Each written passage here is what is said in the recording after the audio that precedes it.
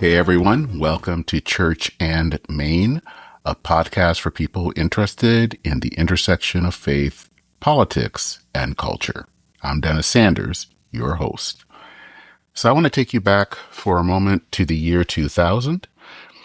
I was attending an ecumenical gathering of LGBTQ Christians and allies at the campus of a university that it was about an hour west of Chicago.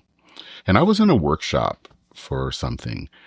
And I think someone was asked why churches should be open and affirming. And so, people gave various answers. And I remarked, coming from my evangelical background, that it was to fulfill the Great Commission and to spread the good news of the gospel. And I remember there was this guy sitting nearby me who actually was from my home state of Michigan. And he kind of had this puzzled look on his face, and he mouthed the word Great Commission. It was as if he had never heard the phrase before. Now, maybe this guy was a new Christian, and he didn't know. Maybe he wasn't even Christian. I don't know. But though it seems like he had a Christian background or was involved in churches. But I just always remember that because not knowing that phrase was something that was representative of something that I noticed in mainline Protestantism or in moderate and progressive churches, that even though there were churches that were incredibly strong on the issues of justice, when it came to talking about Jesus, the good news of the gospel, that's kind of where they were weak. And of course, in evangelical churches, sometimes it's the other way around. There are churches that are very strong on talking about the good news of gospel, but kind of going back to my story of the guy at that church or on the university campus, if you say the words social justice, they might mouth them back and give you that same quizzical look. Now, I don't know what it's like in other countries, but it seems like here, at least in the United States, it feels like Christians have to choose either the gospel or social justice. It's not like there's a holistic understanding of this. And the thing is that I'm not the only one that thinks that way. A pastoral colleague of mine shared an opinion piece that he saw on the site Baptist News Global. And it's by a young pastor, and the opinion piece has the title, Trading the Cross for a Cause. And this is how the essay starts. Quote, many moderate and progressive-minded Christians are trying to live our faith in the most actionable way possible. We want a church that takes suffering seriously, tells the truth about injustice, shows up for neighbors, and looks like Jesus in public. I want that too. But here is a subtle trade we can make without noticing. We can let the good work of the church replace the good news of the church. We can become people who do good in Jesus' name while drifting from the message that makes us Christian in the first place. Unquote. So after reading that article, I wanted to chat with the pastor. So my guest today is Jackson Campbell Walker. He is associate pastor at First Christian Church in Moorhead, Kentucky.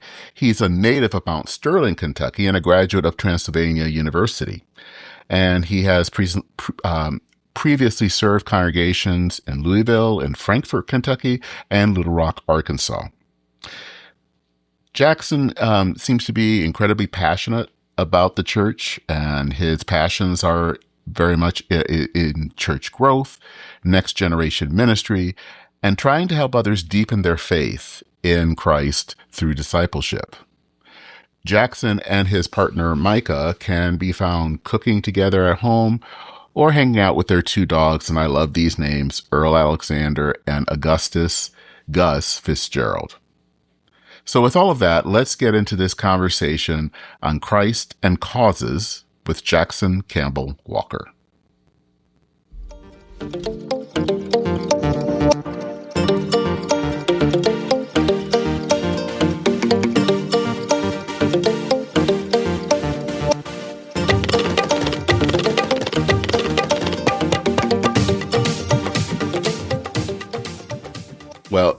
good afternoon. And I wanted to start, Jackson, to learn a little bit about you and your background, and where you're serving.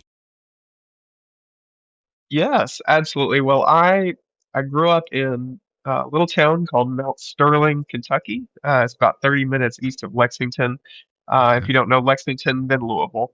But I grew up in a Southern Baptist church plant, or a church start, a new Hmm. church, and it was on the cutting edge as far as worship style and all of these other things in the late 90s and early 2000s, but was a pretty strong, uh, conservative, theologically and politically conservative congregation.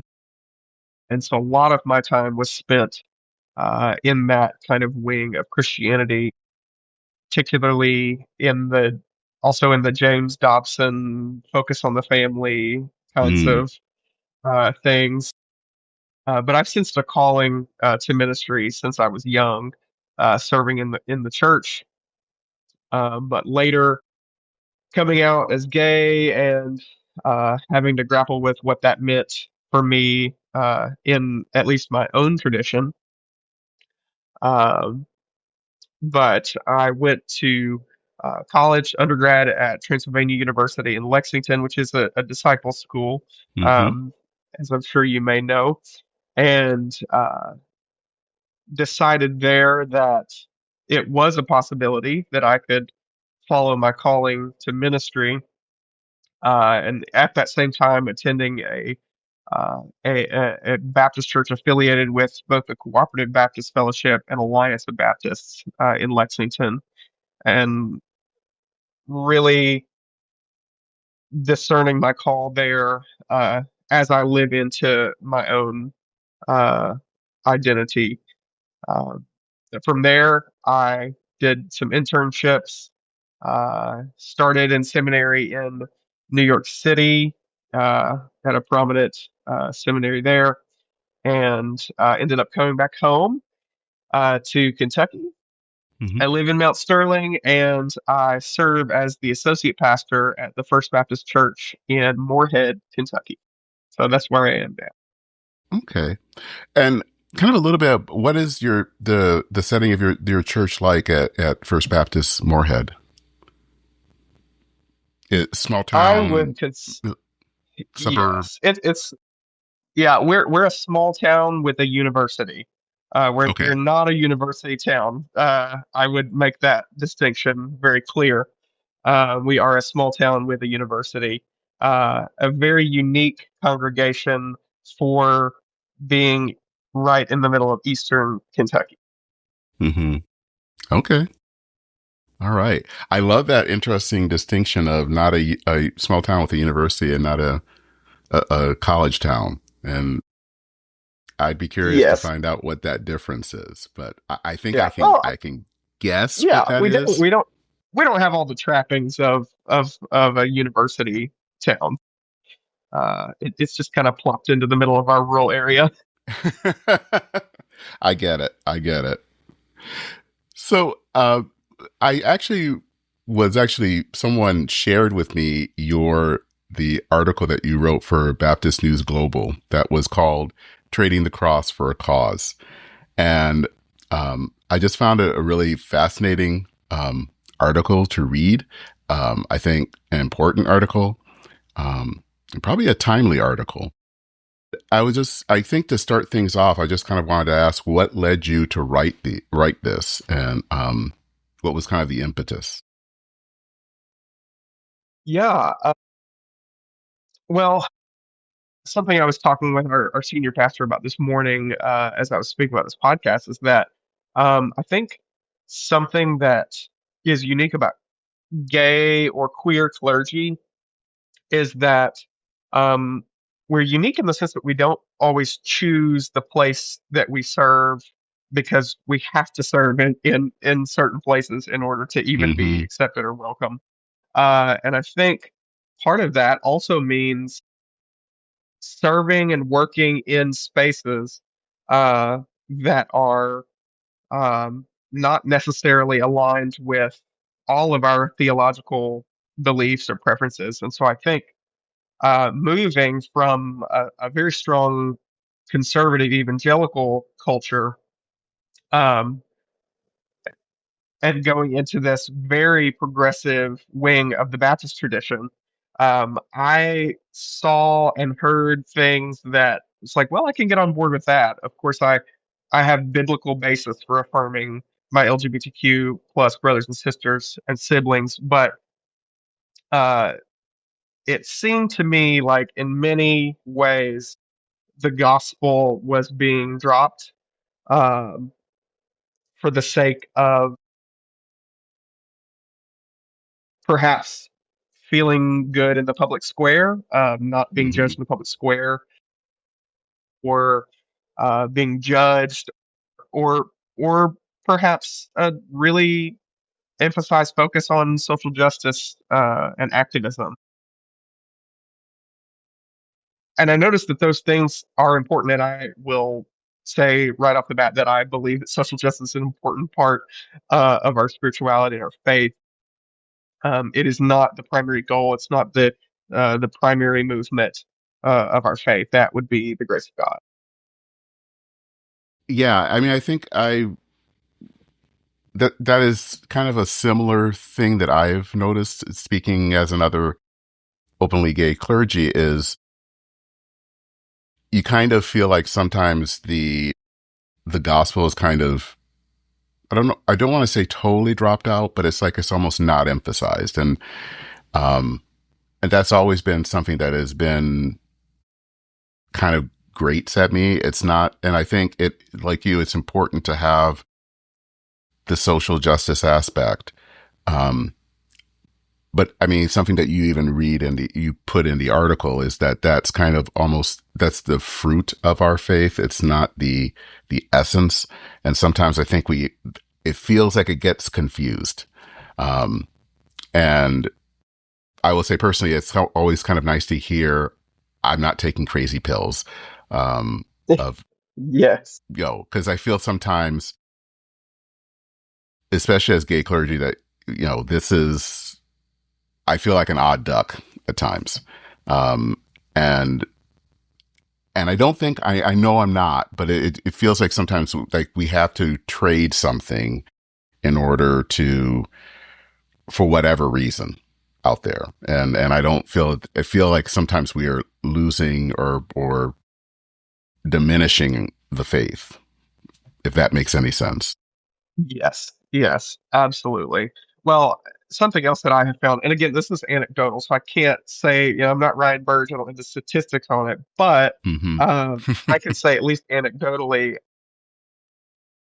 LGBTQ plus and Black and Brown siblings that come to our church, I think in my experience have seen that they've gone to some other affirming churches maybe nearby, and they said, yeah, they talked a lot about being affirming, and that's great. I'm glad that they are affirming, but like that's not why we came here.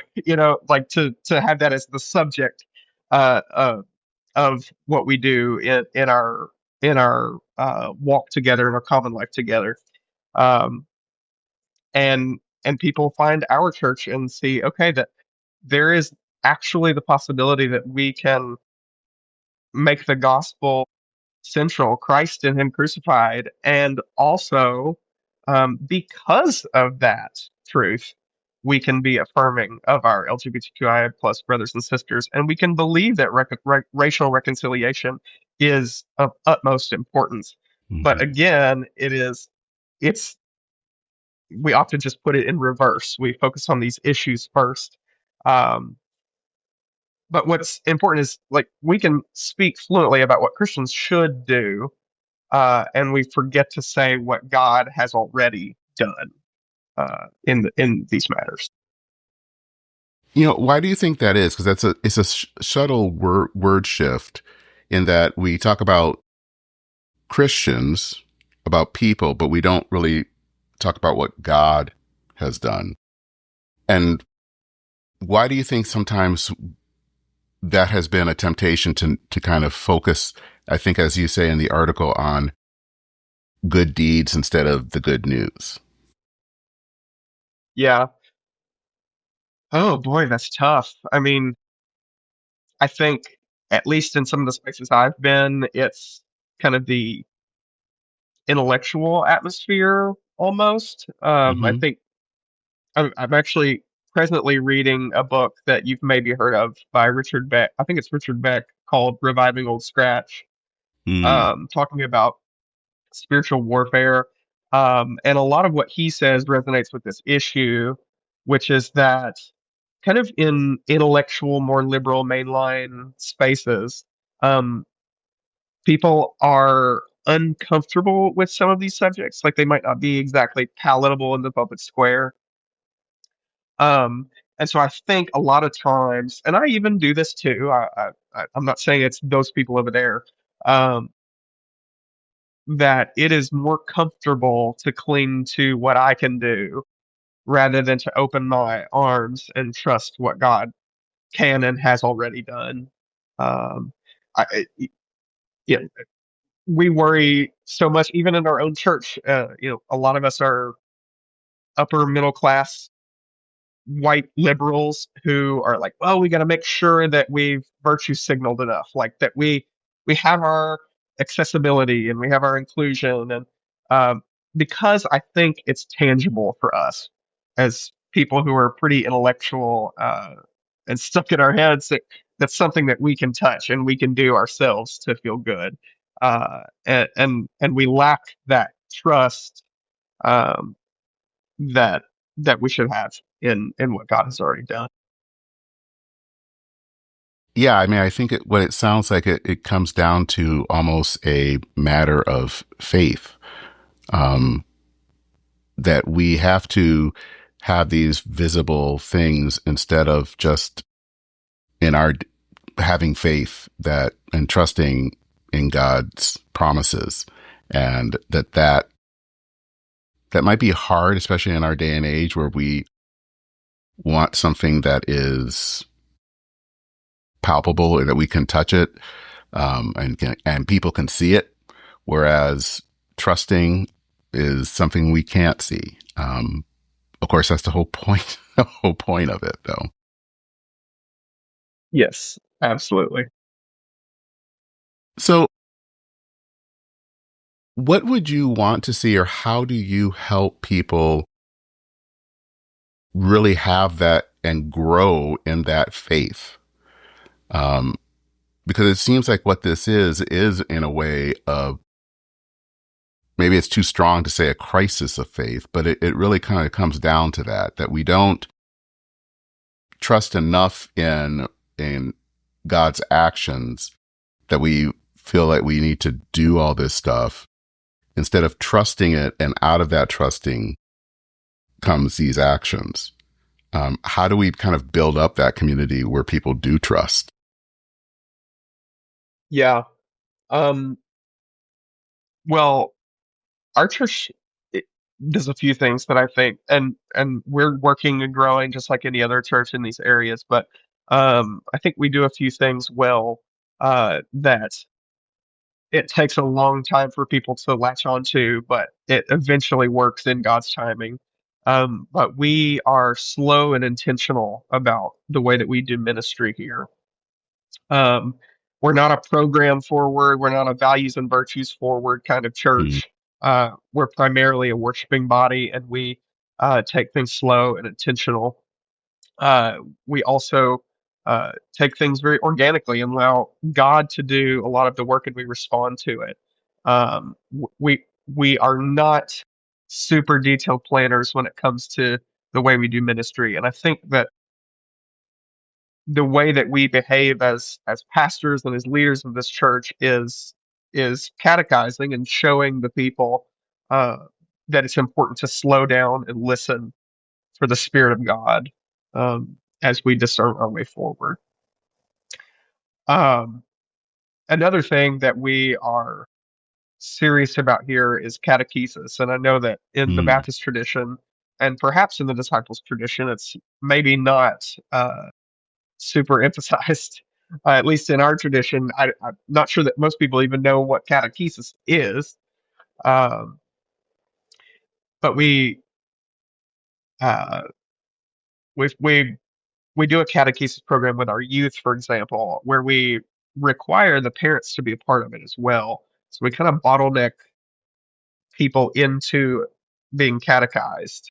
Hmm. Um, and without that, I'm not sure that we would be able to teach people to follow in this way of trusting God.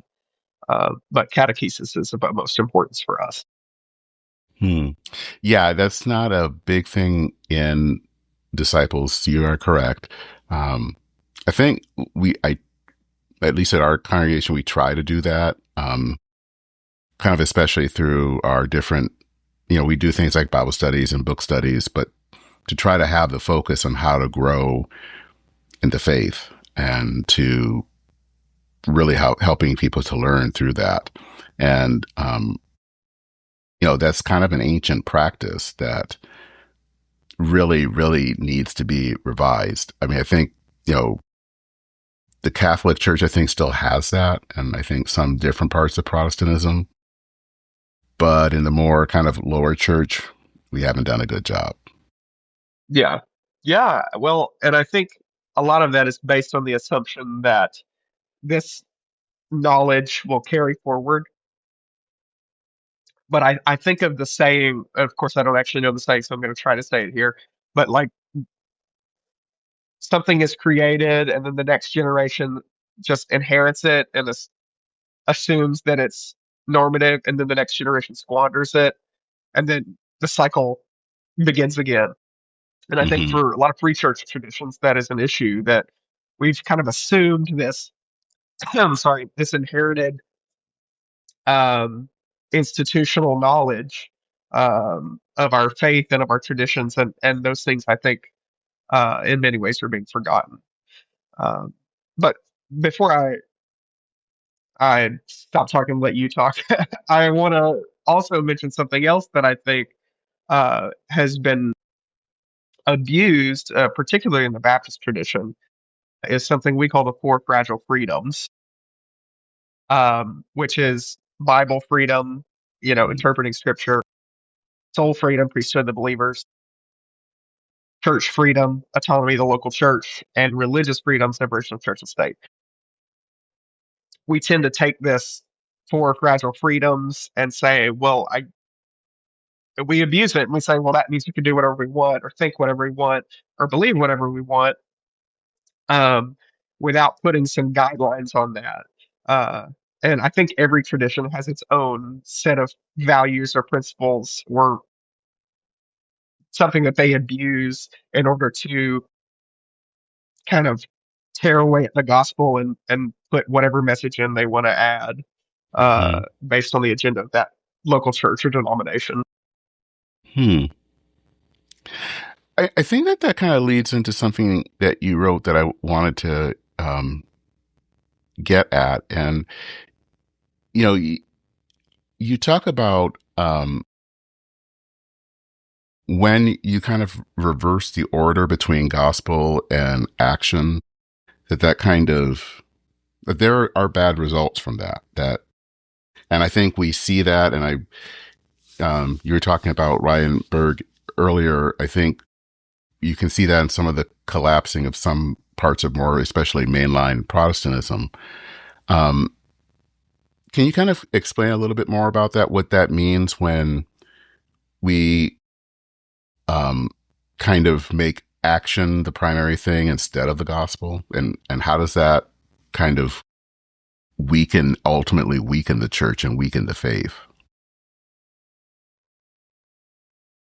Yeah, I I mean, I think it's like running our machine without a battery.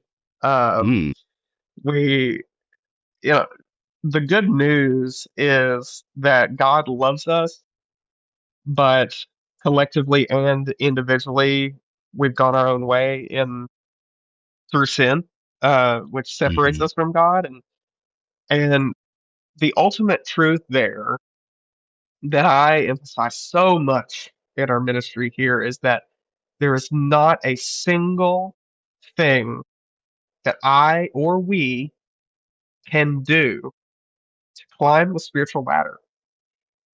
There's nothing we can do. And so by doing actions without first acknowledging the truth of the grace of Jesus and accepting that, we have no energy, we have no ability to actually get anything meaningful done in our Mm, lives.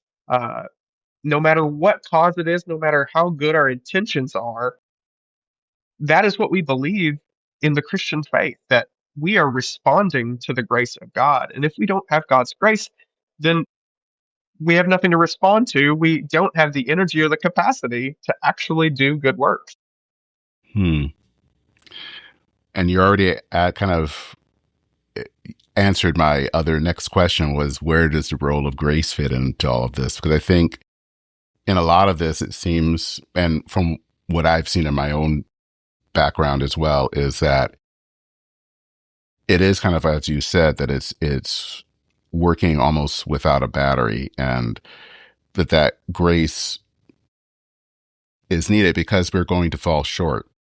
We're not always going to be perfect. Absolutely. And even what we try to do is going to fall short. Um, and that doesn't mean we don't do that, but to understand it's just not going to, we're not going to on our own achieve perfection. And I think that that can lead to a lot of burnout.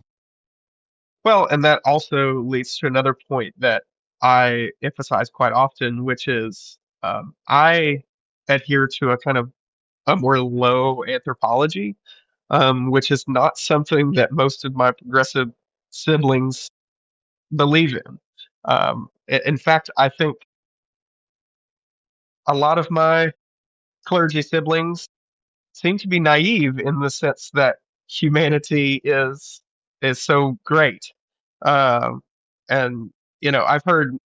I think it was Nadia Bolz-Weber said to her friends in the Unitarian Universalist Church, "Have you read the newspaper? There's a lot of bad going on." Uh, and so I think that's part of it too. Is we can't really get back to accepting grace if we can't also acknowledge that uh, we need it. uh, and if we don't acknowledge that we need it, then we're not going to think we need it, and we will grasp onto other things like a particular political thing that can save us. It's gonna save us if we do this, if we get this done, if we achieve this. Um, but we have to acknowledge that we need that grace. The intra thing about low anthropology reminds me of, because there's also the book by David Zoll about that. Um, and I would agree with that, that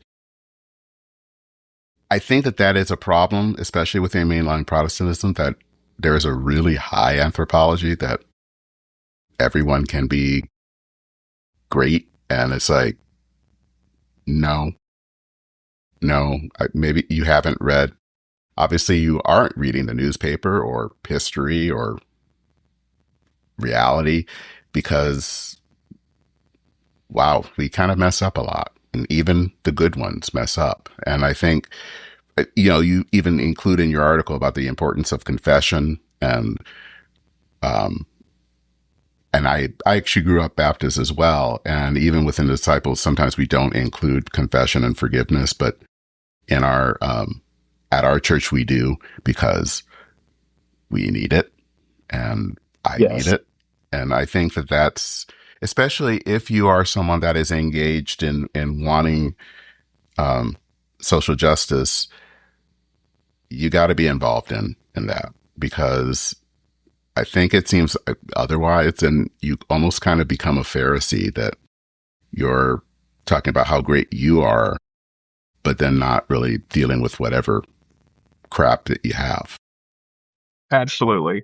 Well, and I would also say that uh, I think from Fleming Rutledge describes in her book of the Crucifixion, how sin is also like corporately, it's like an infectious disease. Hmm. And so even if we wanted to say, there's not some personal thing I did wrong. I think a lot of times that's in response to the evangelical theology that can be really toxic with regard to sin. Um, it is an infectious disease in the sense that it's a corporate thing that we deal with Hmm. systemically, and we all ought to confess that we have participated in that and that we are enslaved to that. And without God's grace, we can't do anything uh, to break the chains from sin. Do you think that focusing or on the cross, because I think there's always a fear that if you do that, then you're not going to focus on the problems of the world. And how do you think focusing on the cross does actually focus on the problems? Because I believe it does. But how would you say that that actually helps people to see injustice that is happening, and things that are happening in the world, and what the cross and Christ say about that? Well, to not give too much detail, I s- I meet weekly with a gentleman who um, is often highly involved in social causes in our local and regional and sometimes state. Hmm. Um, and I think he will often be highly discouraged at the state of the world, um, because his cause didn't move forward the way that he wanted it to. And while I think we all have discouragement with regard to social causes, I, I'm always coming at it from the sense that I am freed from the bondage of sin through Christ, and that relieves me from the discouragement of the world because I know that that will always exist. I know that that's here. I know that that is happening, and that it always will until God makes all things right. Right. But in that freedom, I'm able to respond to that with whatever I'm able to do. I think this gentleman I speak to is not responding to the grace of God and the Mm. freedom that has come at the cross. He is trying to fix everything, and in that, he will never, ever reach the point to which he's climbing. He's never going to get there. Right. So I think that's what's important about the cross is that it is the starting point. It's able to say, okay, we acknowledge that sin and death has us in bondage on earth. Um, and without the cross, without Jesus, without the grace that God gives us through the cross, um, we're not going to be able to do anything, any of this work, and get it done with love and grace in our hearts. One question that comes up to me is how does this affect as pastors our preaching? Um, because I think there is, as you may have heard sometimes in preaching, what they call lettuce sermons. So it's kind of let us do this, let us do that. How does focusing on grace and on the cross change your preaching? I actually am not regularly preaching at our church, Okay. but uh, I I would say that our senior pastor does preach with grace in mind and the work of God rather than the work of the people. Hmm. Um, uh, I think sometimes that makes people uncomfortable in the sense that we want to be in control. Um, and and of course, I think our church coming from a heritage of kind of the evangelical culture, I think people are like, well, what's it got to do with me? Like, where does, why didn't you give me 5 things that I need to do this week as a follower of Christ? Why didn't you give me a 5 pointer? But I think similar to how when you're a kid and you read a novel, you might not understand it all, but it seeps into your heart as you go. And I think Hmm. preaching the grace and truth of Christ and Him crucified is going to seep into our hearts um, as the Spirit leads. And we're not going to always notice that, but again, slowly and intentionally, uh, that will seep into our hearts, and we will respond to that with good works. Well, as we kind of come to wrapping things up, I wanted to ask, there are probably a lot of other pastors that are listening to this. And I think the times that we're living in, there's always this temptation to look at what's going on and feel like you always have to speak to that. And I'm not saying that you never talk about that, but what advice would you give, or what would you say to pastors to help them to more focus on the cross, or at least that to have more centered on the cross, um, to not give into the temptation to always just respond to the news kind of like a reporter or something. Yeah. Um, honestly, um, this may not even be helpful. I'm not sure, but I think at least in my own personal walk, um, I have to I have to drench myself in the glory of God. And I think once I did do that, Hmm. I was able to allow God's Spirit to help me discern what is important to speak prophetically right now, and what am I going to let God's Spirit uh, do in lieu of me preaching politics Mm, constantly, right?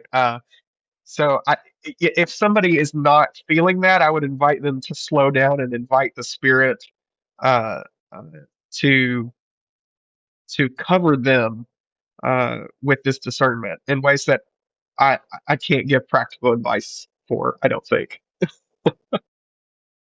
no, I think you just did. I mean, it's not practical advice, but I think it's a good modeling, um, to really, I think to the best word I can come up with is to trust the Spirit.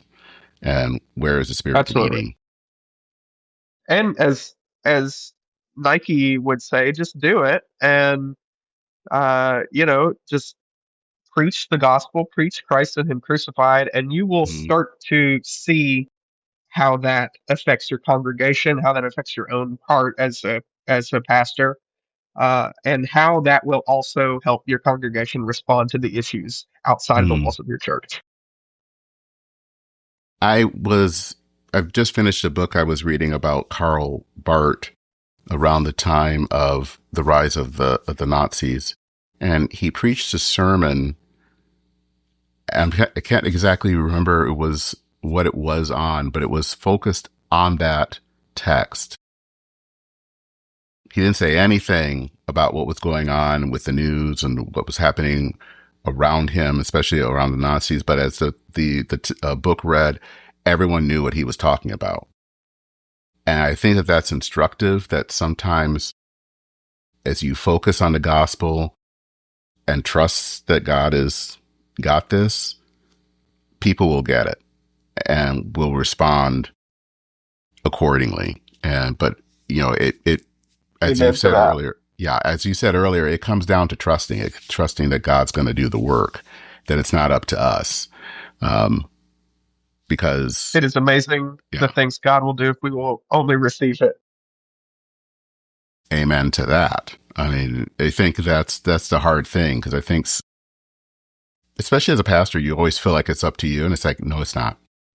No, your job is to testify, to witness, and let God do the rest.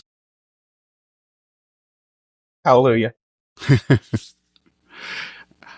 And I think that is apropos word for Easter. Um, if Yes. people want to contact you, or follow you, where can they go? Well, I do have a website, but it's a little in the construction. But you can certainly find me on our website at fbc-moorhead.org, which is our church's website, and I'd love to get in touch with any of you that might be interested in speaking with me. All right.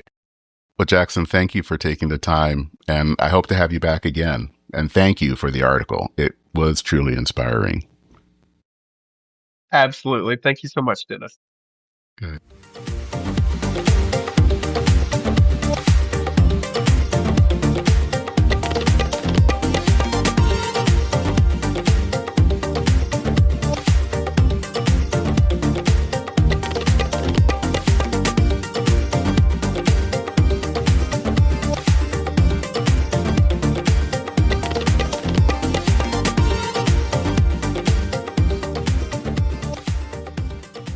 I'll put a link in the show notes to Jackson's article. And I would love to hear what you're thinking about it. You can drop me an email at churchandmain, all one word, at substack.com. If you want to learn more about the podcast, check out past episodes, you can go to churchandmain.org. You can also visit churchandmain.substack.com to read articles that I've written. I've also started putting some of my episodes on on the Substack as well. Also, if you want to donate, there is a link in the description. And if you are listening to this on Substack, you can also subscribe and become a paid subscriber, and that I believe is for $5 a month and $60 for a year if you are interested. I also hope that you will consider subscribing to the podcast on your favorite podcast app, and to consider leaving a rating or a review. When you do that, that actually helps others find the podcast. That is it for this episode of Church and Main. I'm Dennis Sanders, your host. As I always want to say, thank you so much for listening. Take care, everyone. Godspeed. And I will see you very soon.